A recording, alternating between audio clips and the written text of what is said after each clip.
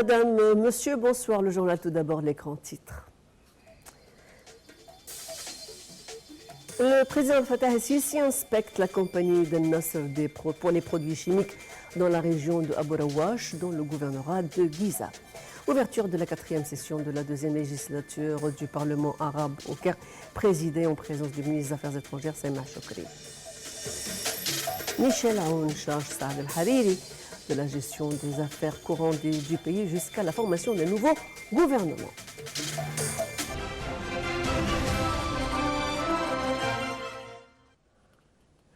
Nos informations en détail. Le président Fattah el-Sisi a inspecté la compagnie de Nasr pour les produits chimiques dans la région d'Abu Rawash, dans le gouvernorat de Giza. Le président el-Sisi a prêté audition et une explication détaillée faite sur la compagnie établie sur une superficie de 250 fédans, groupant 17 usines pour la production du chlore, du soude caustique, des pesticides, des engrais agricoles, ainsi que des usines de gaz à usage médical et industriel, et une autre pour la production des réservoirs et des pipelines en fibre de verre. Le chef de l'État a également inauguré 2 autres usines pour la production des gaz à usage médical et industriel, numéro 3 d'une capacité de 100 tonnes d'oxygène par jour et une autre de l'ultra-oxyde d'hydrogène de 70 tonnes.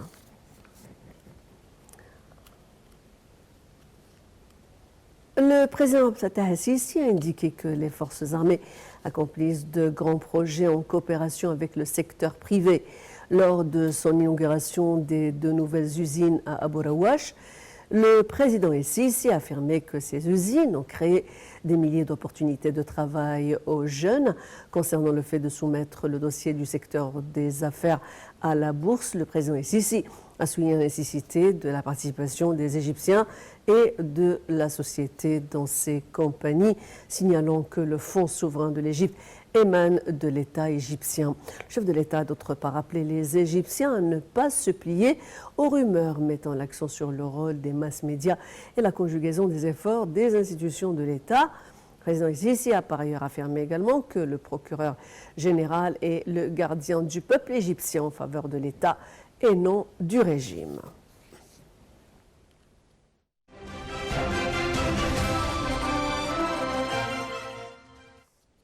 Le chef du gouvernement, Dr Moustapha Medbouli, a déclaré que l'État accordait une très grande importance à la santé des citoyens et au développement des services qui leur sont offerts, ainsi qu'au dossier de l'enseignement, parallèlement à l'exécution des projets nationaux de développement.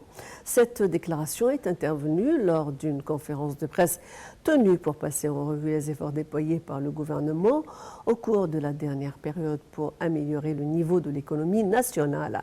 Il a également abordé les efforts déployés pour améliorer le niveau des services présentés aux citoyens. Dr Medbouli a souligné que les indices de la performance économique et sociale lors du premier trimestre de l'année fiscale en cours a connu une stabilité du taux de la croissance qui a atteint les 5,6%. Le ministère de la Santé a affirmé qu'il n'existait aucun virus ni micro-organisme préventif et qu'aucun cas de méningite n'avait été détecté parmi les écoliers. Le ministère a d'autre part souligné que l'Égypte applique un système de surveillance des maladies infectieuses d'importance épidémique, qui est l'un des programmes de surveillance les plus réussis au monde, certifié par des institutions internationales. Le ministère de la Santé a appelé les citoyens et les parents à ne pas se laisser emporter par les rumeurs malicieuses et a également exhorté les médias et les internautes à être plus objectifs en publiant les nouvelles. Notre chaîne vous propose un large choix de programmes politiques, économiques, culturels et sportifs.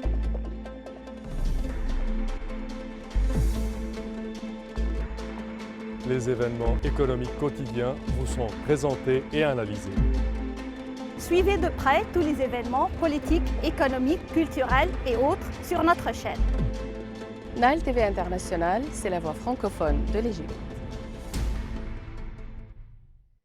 Lancement au siège de la Ligue arabe au Caire des travaux de la séance plénière de la 4e session de la 2e législature du Parlement arabe sous la présidence du docteur Meshal Salmi, président du Parlement arabe, et en présence du ministre des Affaires étrangères égyptien Sameh Choukri. M. Salmi a affirmé que le Parlement arabe soutient l'Égypte et son droit légitime à protéger sa sécurité en matière d'eau et préserver ses droits juridiques et historiques, ainsi que son quota de l'ONU du Nil. Le président du Parlement arabe a appelé l'Éthiopie à parvenir à un accord équitable qui ne porte pas atteinte aux intérêts de l'Égypte et de toutes les parties. M. Salmi a d'autre part indiqué qu'une résolution sera publiée au cours de la séance d'aujourd'hui par le Parlement arabe en faveur de l'Égypte pour protéger sa sécurité en matière d'eau. Dans son mot de circonstance devant la séance plénière des travaux de la séance générale au Parlement arabe, le ministre des Affaires étrangères égyptien, Sameh Choukri, a exprimé l'aspiration de l'Égypte à signer un accord juridique tripartite avec l'Éthiopie et le Soudan par le biais des nouvelles négociations déjà appelées par les États-Unis le mois prochain en présence de la Banque mondiale afin de garantir les droits d'eau de l'Égypte dans les eaux du Nil. M. Choukri a souligné que l'Égypte possède une volonté politique pour réaliser cette affaire. Le chef de la diplomatie a également appelé à coordonner les efforts arabes et africains pour renforcer le côté éthiopien à parvenir à un accord tripartite garantissant les droits de toutes les parties. Le président libanais Michel Aoun a chargé le Premier ministre démissionnaire Saad El-Hariri de gérer les affaires courantes du pays jusqu'à la formation d'un nouveau gouvernement.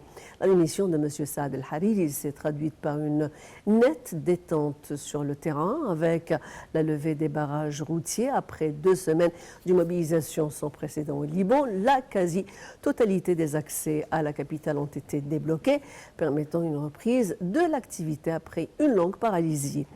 Le ministère de l'Éducation a annoncé la réouverture des écoles et des universités et les banques devraient réouvrir demain après 12 jours de fermeture.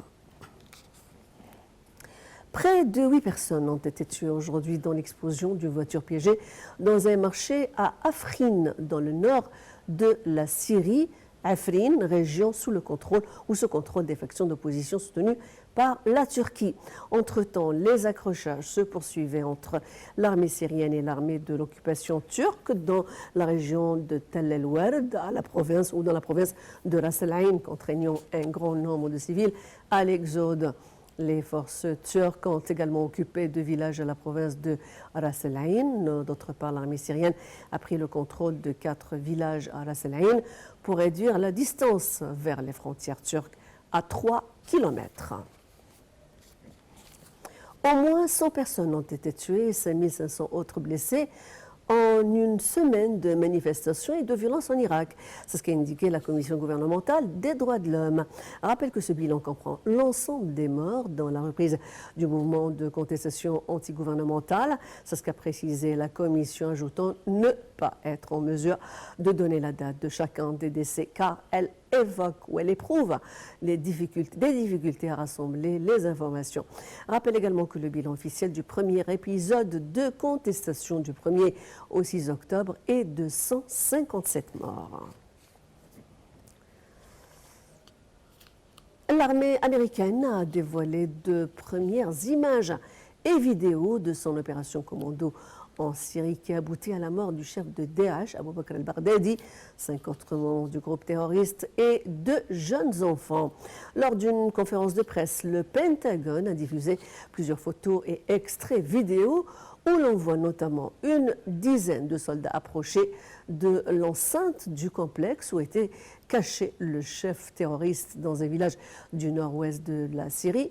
Le Pentagone a apporté certaines clarifications au sujet du déroulement de l'opération. Le chef du commandement central américain, Kenneth McKenzie, a déclaré qu'une fois l'opération terminée, le complexe a été détruit pour éviter qu'il devienne un lieu de pèlerinage. Fin de citation.